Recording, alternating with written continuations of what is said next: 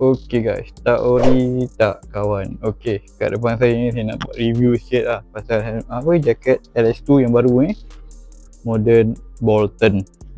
So untuk jaket LS2 ni, kalau korang beli, korang akan dapat inner waterproof tau. Macam ni. Ini inner waterproof dia. Korang boleh pakai dalam jaket ataupun dekat luar.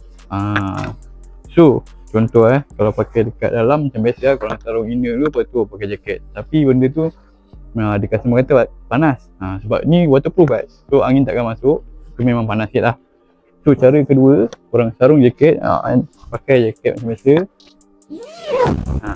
Lepas tu ambil inner tu kan, buat macam pakai baju hujan guys. Nampak ni.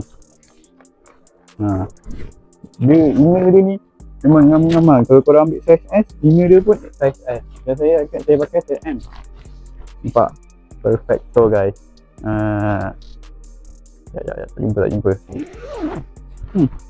Settle. Sama sikit lah. Nampak? Inner pakai macam baju hujan guys, cuma tak ada suar dia. Dia berhenti tengah ride, tiba berhenti dekat traffic light ke, berhenti kat flyover kan. Ambil inner ni, taruh. Inner ni masuk dalam box ke apa kan.